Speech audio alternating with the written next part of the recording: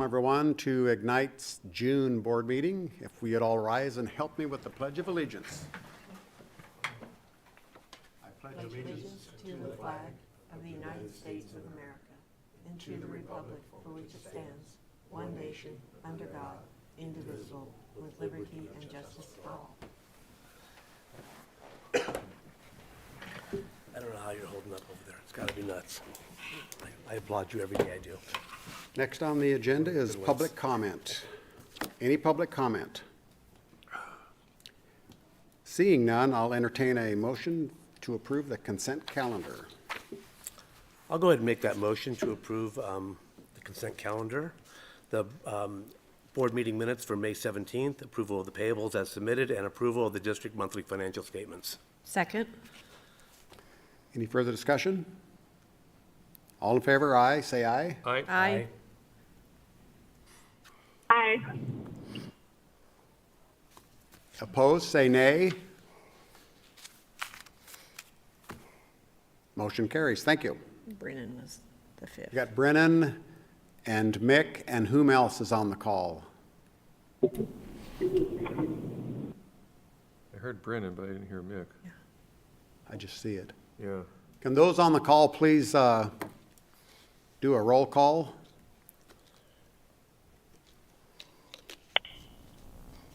This is Brennan. Thanks, Brennan. Okay, Tony, Executive Director's Report. Thank you, Mr. Chairman. So first up is just a status update on the remaining partnership projects in the Lake District. As you recall, the board agreed to, in the Lake District termination plan, to fund 3 remaining Lake District projects: the Museum of North Idaho site improvements, the Coeur d'Alene Chamber of Commerce building site improvements, and the city improvement projects located within the Lake District.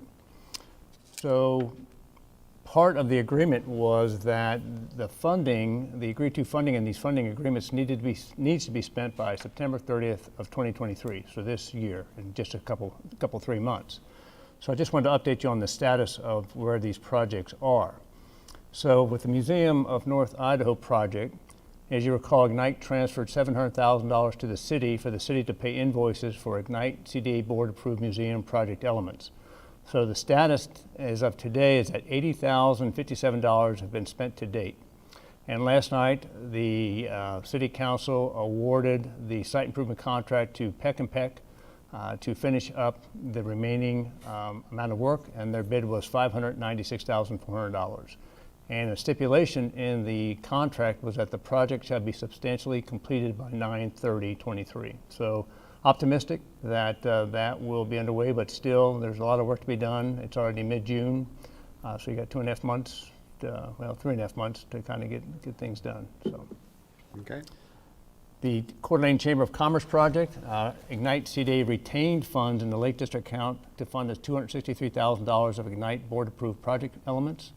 And status to date is only $10,480 been spent to date, and that's mainly for topographic and architectural design work. So there's a lot of work to be done on the chamber project by September 30th. And finally, the city improvements project. The total Ignite commitment to those projects was $565,000. Ignite CDA paid $260,028 for approved projects prior to transferring the remaining balance of $304,972 to the city for the city to pay for the remaining unfinished board-approved project elements. So as of today, the status is that the city has spent $40,452 of that $304,972. So there's still a big chunk of money to be spent by the city on those projects. So in total, there's approximately $1.1 million remaining for these 3 project initiatives that needs to be spent by September 30th of this year. Leadership of these 3 organizations have been reminded of the approaching 9/30/23 spending deadline by yours truly, the executive director, over the past several months, so they're aware of the timeline. But I just wanted to bring it forward to the board to make sure that the board is aware that there's still quite a bit of funds that need to be spent by 9/30/23. I discussed this with the Finance Committee, and I think Sarah has a few comments that she'd like to share with the board. Thank you, Tony. Yeah. in the Finance Committee, we discussed that essentially we were making an agreement that we built into the termination plan to fund these projects. And at the time, we made it very clear that these projects needed to be done by 9/30 of this year. And I think it's important that we as a board ask Tony to, in writing, communicate with these agencies and tell them that 9/30 timeframe is firm. There's no extension. If they don't spend the money, we need it back. And we can give it back to the taxing districts because it would be their money if it doesn't get spent. And I think they've had ample time to spend it. And I just think it's really important to make sure they understand that. I think sometimes we have given the impression that, while we can give a little more wiggle room or we can, due to circumstances beyond your control, we understand, and that sort of thing. But I don't think that's appropriate in this situation. So I feel strongly that we put something in writing and state that to them and make sure they understand as well that there's not an extension. The funds must be expended. So, if this work with the Museum of North Idaho, if it's substantially complete on 9/28, we can still only pay for the work that's completed. So anything Does Peck understand this, that I believe they do, and the communication that I will share at the board's direction with these different entities is that the agency will honor invoices submitted and work completed by September 30th, 23. So we can actually pay in October for September work. That's legitimate, but that's where it ends. So that the work has to be complete and invoiced and approved in September. Mr. Chairman, one other question. The three city improvements that you had mentioned, are those static or can they be changed? Or, I mean, if those projects aren't completed, can they divert that money to other projects or other initiatives? There is some latitude that the board gave me to kind of work within the scope of the different projects. So if there's a little bit of money left over in one of those projects that they really would need for another, I would use my discretion to work within those boundaries, but they can't use it for a non-board approved project. Can I run a hypothetical? In parking, we've been discussing purchasing a new sign-making machine. It's around $40,000. We don't have the money to do it. If that money was surplus, is it a possibility of getting something like that approved? Or is it just too short a time? Well, I don't think parking was any of the approved So projects. it wouldn't qualify? Would not qualify. Okay, thank you. Just trying to learn. Okay. So Tony, would anything, Sorry, go ahead, Brennan. sorry, so if we were to reallocate by September 30, would it have to come before the board as a new proposal? Yes, and the board was pretty clear on the projects they did approve, so I don't know if the board would want to change that priorities, and they were listed in the termination plan, so it's pretty much scripted as to how this is supposed to play out, and everybody agreed to it, so we just are under a time frame for that work to be completed. Yeah, well, thank you. I appreciate the Finance Committee's position, and I agree. I agree also with Commissioner Garcia and stuff, is the end of September deadline is already an extension. And we have been pretty lenient extending other contracts and stuff, but because this is the end of the termination of this district, and I'd like for Danielle also to provide some comments if she wants to about this, because it's stepping into uncharted territory. Hi there. Can you guys hear me? Yes. Yep. Yes, I agree that sticking to the September 30th date is the right thing to do. We don't know what would happen in the event that we didn't, I think there's a likelihood that there could be a challenge by one of the taxing districts if we extended beyond that date, because at that point, according to the termination plan, as well as according to the agreement with the entities that the individual contracts, those funds are supposed to be redirected to the taxing entities. So it's definitely my recommendation that we stick to that date. Thank you. That makes a lot of sense. Any other comments? Quick question, what was the city projects? Was it a variety of projects? I know the others. It was just a variety of projects?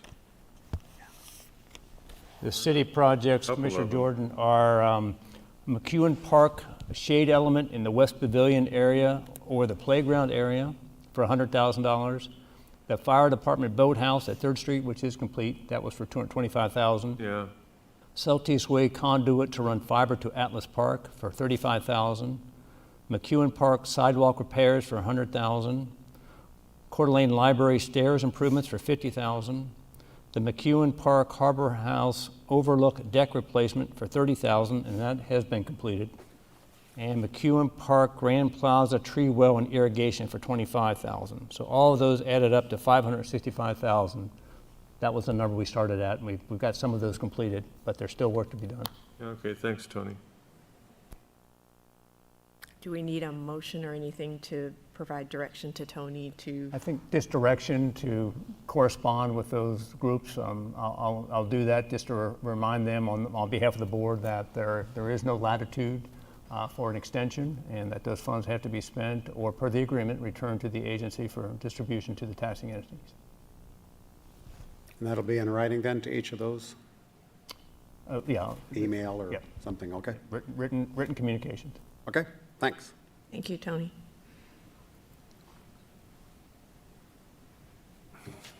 Next up, Mr. Chairman, we have Atlas Project, Atlas RFP number 10 for Area 5A. And if Jeff, if I can bring that up on the screen.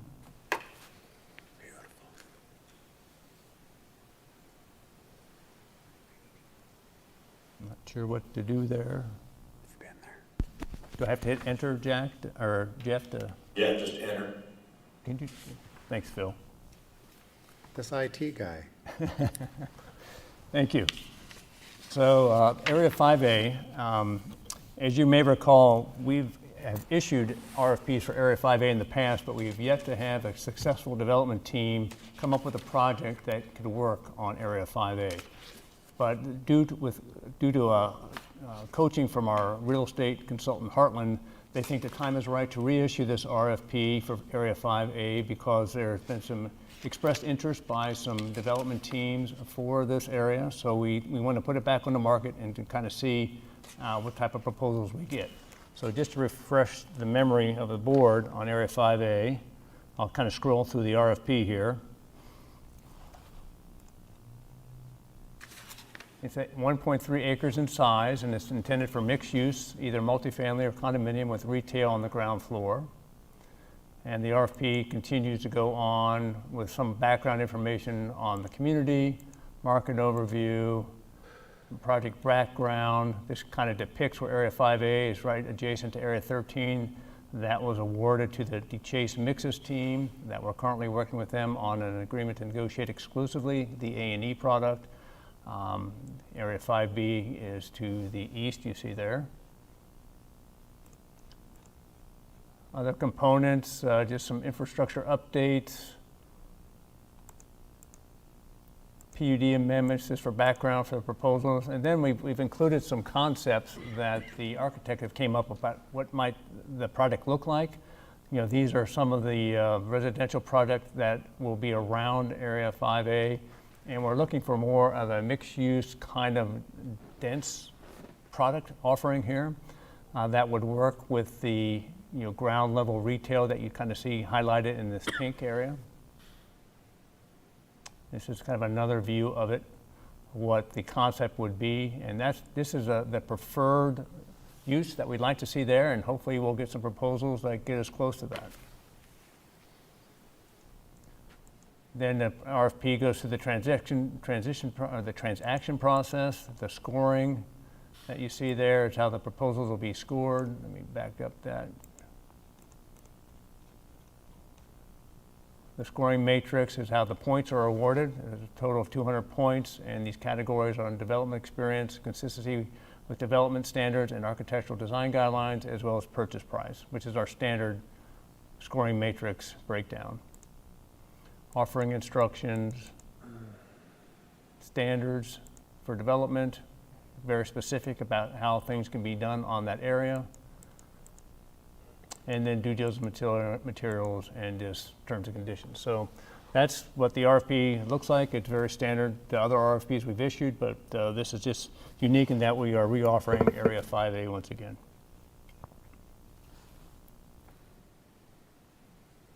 Any discussion from a board member or a motion for Tony to go ahead with the RFP? I'd motion to go ahead and issue the RFP. It has to work one of these times. Second. Moved and seconded to issue RFP 10. Any outside interest on this? Yes, we've heard that there is some outside interest, so that's why we think the Timing's energy good. is out there, and we're hopeful. Thank It you. seems like the real estate market's a little bit better lately, so maybe that's part of it. But Good. we might as well try while, It could also be more that's good. attractive now that we've got something going on 13. could be anything, yeah. Yeah, could be a million and different things, but yeah, let's go for it. Anybody on the Zoom call have any comments? No, I would agree. Eventually, we'll settle on something. Thank you. All in favor, say aye. Aye. Opposed? Thank you. That motion carries. Thank you, Mr. Chairman. Next up is the Atlas project update with Phil Boyd of Welch Comer Engineers. Welcome, Mr. Boyd. Thank you, Chairman Hoskin and board members.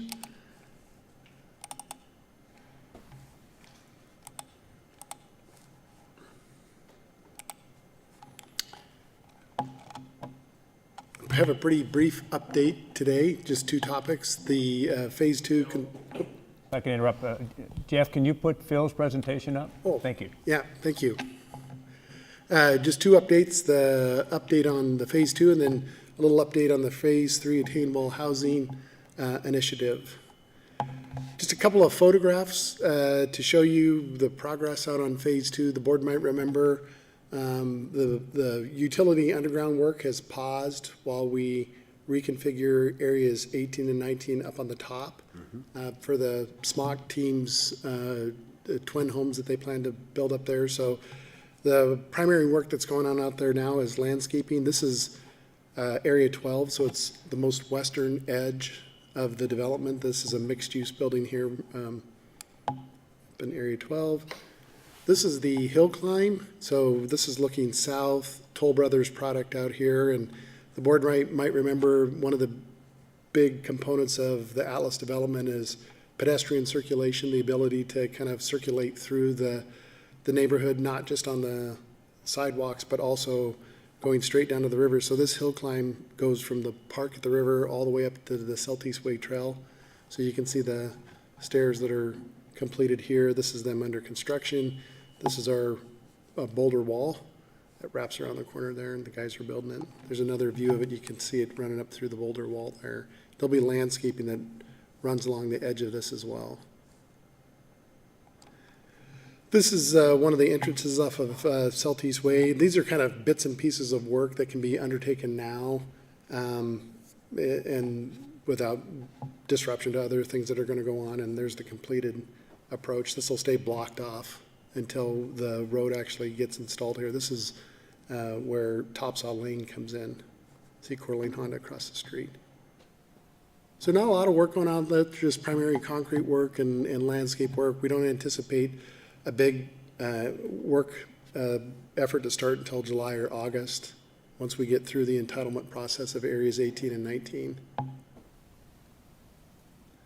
Little update on the Phase 3 process, and the board might remember this layout, and we got direction from the board a couple of meetings ago to start heading down the path of evaluating attainable housing options. And Heartland has done this in other communities, developed ways of doing attainable housing, and started looking at the product types that might be achievable here, and produced this, what is a really interesting, I think it was, Tony and I were looking at this today and think it's a really interesting graph. On the bottom of this is the housing type, and on the y-axis is the cost, the projected cost of it. And then these two lines represent the area median income. And you might have heard this talked a lot about, PAHA has talked about it, the Connect Kootenai has talked about it, and so it's kind of the range between 100% of AMI and 120% of AMI as affordability criteria.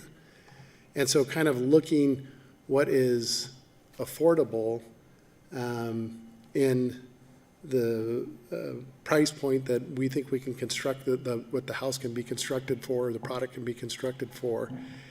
And the assumption here, and this is not a proposal, it's just a metric, is that there's zero land cost in this.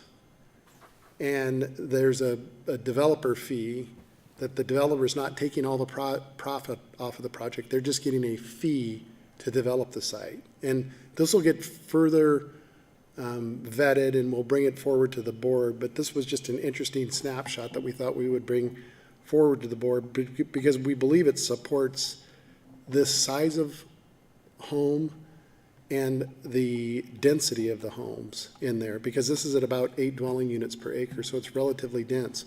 But when you look at this, the fourplex and the cottage units, so this is the fourplex, and these are the cottage units, you can see that they're below the 100% AMI for the fourplex and right on it. And that's after the land has been contributed at no cost. So you can imagine if Ignite looks at getting some land value back out of this, these price points would move up above these AMI lines here. And there's roughly about, you can see in the bottom right-hand corner here, about $8 million worth of land there. So it's a big consideration from the board whether you forego bringing in $8 million potentially of revenue, but if you decide to take it, it's obviously going to push all these values up. So I hope that there's a lot of data on this graph, but it was interesting enough that Tony asked me to bring it forward just to kind of demonstrate that this type of density and this type of product type is achievable to get to affordability if the land is underwritten completely. Quick question, how is affordability maintained though as prices appreciate? So you lose the 8 million and then you lose the affordability at some point too. Commissioner Chapkus just gave me a segue. Yeah. Thank you. So the process that we're working through, Commissioner Chapkus, is, right now we're understanding the product type and density, which was kind of, I just showed you that. The next thing is updating the financial model, the overall Atlas District financial model, so the board knows how much money you have working with, both from a immediate cash flow standpoint and the ongoing increment that will be generated out of Atlas and the Douglas development to the west. Then we need to talk through some work, Tony and I are thinking you should workshop this with underwriting options with the city, because maybe the city, if they're very supportive, there's the thought of Ignite's going to reimburse some of the city's sunk cost here. Well, does the city want to forego some of that to help underwrite the land? And then the fourth item here, Commissioner Chapkus, is how do you create this legacy model of maintaining attainable housing prices moving forward, and what kind of administrative partnerships do you do that with? Because I don't anticipate Ignite will be the administrator of a legacy model, but maybe PAHA or some other entity that is currently working on this. So this is kind of the progression, the process that we plan going forward with the board. Understand what the land value is, how much underwriting do you need, look at your financial model, then the board might workshop this with the city and say, is the city willing to kick in any money into this deal? Do you expect Ignite to do it all? How important is attainable housing for everybody? So we could workshop that. Then once we understand that, get into the legacy models and how do we make it attainable? And is it perpetuity? Is it 20 years? How do we move forward with that? And then how do we develop the property was the last thing. Interesting. Chairman, I have a question. Is there precedent either in Idaho or locally for an entity to underwrite land costs in this model? Not that we have seen. There's Heartland was showing a project that's occurring up in Sandpoint where the developer is selling some of the homes at market rate and some of the homes at below market rate, and then retaining a first right of refusal, an option to purchase the lands back at a set progression. So that's a little bit of a different model. And then there's some other models that they were showing us from other states that we could potentially adopt. But part of what we needed to understand, Commissioner Mandel, first is how much underwriting is Ignite really interested in, because you're essentially going to take cash either from increment or your cash from the development and use it to underwrite this land and forego the revenue from the land here. That's expensive land. So can that money be used elsewhere to develop, or does it have to be used on the site? It's a really good question. Yeah, it's a really good question. And again, Tony and I have talked about that one as well. The Atlas District is not gigantic. There's not a lot of developable property in the Atlas District. Is there something to the west and to the north? And maybe that's one of the paths we head down when we get to some of those future steps, is looking, are there other opportunities to develop this at a higher level, with more revenue, than take that money and go spend it elsewhere. But, so there is no restriction. It is a consideration then. The money generated in the district has to stay within the district. Right, but as long as it stays in the district, it could be used in a different site. And our abilities to increase the size of the district are very limited now due to new legislation and some of the repercussions that happen on that front. So it's. Well, thank you. Good explanation. Commissioner Jordan? Well, just a couple of things. I don't have all the answers on this, but I know they've done several projects around Boise, so there might be a resource there to see what they've been doing. They've been dealing with this, and there might be some models there. From what I've seen, you have to have some kind of a recapture if the homeowners decide to sell, so it doesn't turn into a thing where they're flipping the houses for a profit. So you need some kind of a model for that. You may need an HOA.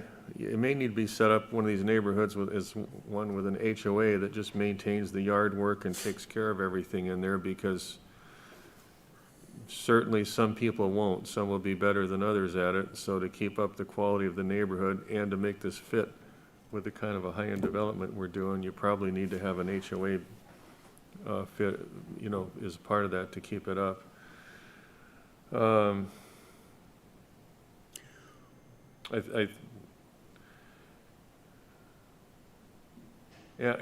know the other thing I was thinking of, also some really strict CC&Rs on the neighborhood, and I think one thing would be that they can't be rented. So there's a lot of things. I don't have all the answers just sitting here, but these are some common things good that I've ideas, seen though. that make it work. And Out of the box thinking. Yeah.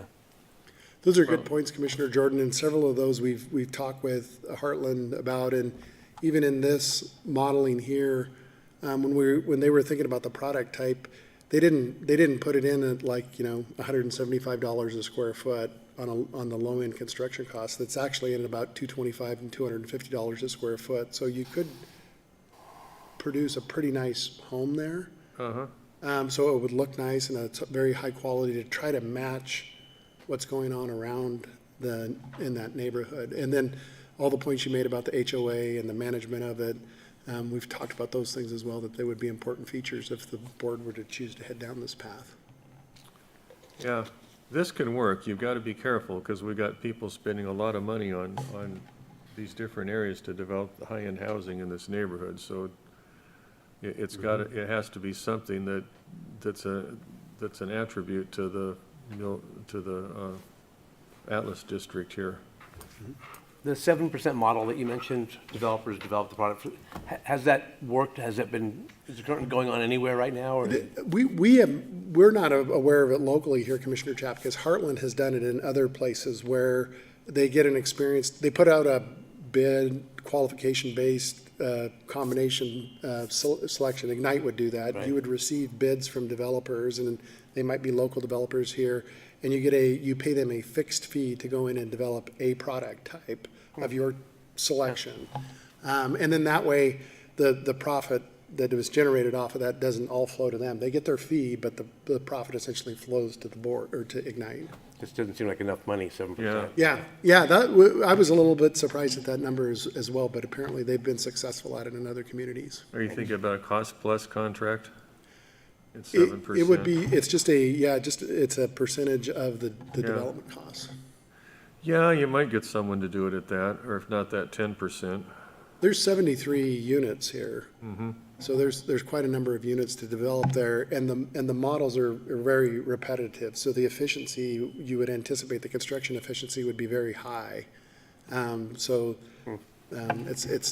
not a lot of custom associated. Once you get the model done, you're kind of repeating it over and over Yeah, again. no, I think this could work. There's models for this. We just have to be really careful with it so that rumors don't start and something, starts getting out of hand. And when I say I guess I should say false rumors instead of rumors, but I saw things get out of hand years ago at Midtown with a project we were trying to do Yeah. up there. And Commissioner Jordan, we've been very transparent with all the buyers in the neighborhood here that are adjacent to this. They've actually seen this layout. We've sent it to them. Tony said, let's send it to them, make sure they're aware of what we're thinking, tell them there's nothing written in stone. There's a lot of analytical work to be done, but just to your point, we wanted to make sure we were communicating. It's the right thing to do. Yeah.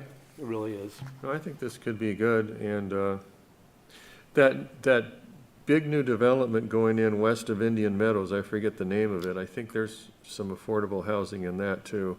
5%, yep. Yeah, that's starting to get kind of common for developers to fit that in now to get approvals. We're a little bit different because we're an urban renewal agency and not a private developer. So, anyway, I think and of course, it's not in our district. I think that 40 acres the ITD has on Ramsey Road is something that's a real possibility too for a mixed-use affordable housing, school, playground, park. But there's not much we can do about that. That's not in the district. Just to refresh the board's memory, we're not recommending anything at this time. We're just, analyzing opportunities. And Yeah. we're not even sure if this is the right use of that property. So, but we're going to bring forward to the board options. You can go full fair market. You can do mid between attainable housing and market rate, or all attainable housing. We just want to make sure that we provide you with the information you need to make the call you want to make. So that's the process we're under, and it's going to take months to figure this all out. And we'll be coming back to the board with updates about how it's progressing. No, it's done well. It addresses the concerns raised by the board on affordable housing.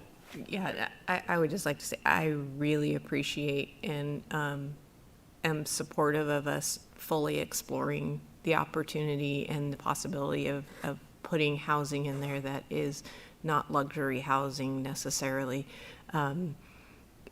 With all the caveats that we've already talked about, keeping the neighborhood in mind and all the other things. But it hurts my heart sometimes when I see all the construction that goes on around here, and there aren't a lot of people, local people, who can afford it. And if there's a way that we can make it work in our development, in the Atlas development, I would love to be able to support that. But I understand. To me, it's not a simple answer. It's a wish that we can make it work. So thank you for taking the time and energy to work on it and provide us as much information as you can. The only other thing I was going to say is at this point, I don't even know how we could say yes or no on this because I don't know how we're sitting financially on the project as a whole, the whole Atlas project. I mean, the project is going okay, but it's tight though. And I don't know about So Phil, what's your next steps? pulling 8 million out of this or not. So I just don't want to go in the hole doing this. Yeah, and so a couple of meetings ago, we brought forward kind of the current Right. status Right, of I it. And I don't remember have it that. at my fingertips here, but that's what the number 2 step is here, really, Commissioner Jordan, is Tony said, we're gonna, as we develop information, we're gonna bring it forward to the board as we develop it. Then at some point, it will culminate in probably a workshop type setting where we can really get into the nitty-gritty details. But this one right here, Commissioner Jordan, step 2 is bringing forward both what the Atlas financial model predicts from a tax increment standpoint with the estimated value of the development that's occurring in this project and the Douglas property next door to the west. And then also the revenue stream that's projected to come off of your development of the Atlas project, just the kind of the net revenue. So with those two numbers, you would then be able to start to move into this idea of how much do we think we want to use to underwrite? None, all of it, big portion of it, 60/40, what's the ratio? And as Tony was mentioning, we would bring those scenarios forward for you to consider. And then we would move into these other kind of, how do you maintain legacy, as Commissioner Chapkus pointed out, and then how do you develop it? I think it's a great idea then to, once we know what we kind of want to underwrite or could, then to create a workshop then with the city council, so they're all aware, and the leaders of the city, so, great idea, good. Can't wait for the next step. That's all I had, Chairman. Oh, Okay, That's all I have, Mr. Chairman. thanks, Mr. Boyd, thanks, Tony. It's time for board commissioner comments. Any board commissioner comments? Hearing none, then I'll entertain a motion to adjourn. I'd, motion for adjournment, Mr. Chairman. I would second that motion. All in favor? Aye. Opposed? Motion carries. Thanks. Jeff, that's a wrap. Thank you. Thank you.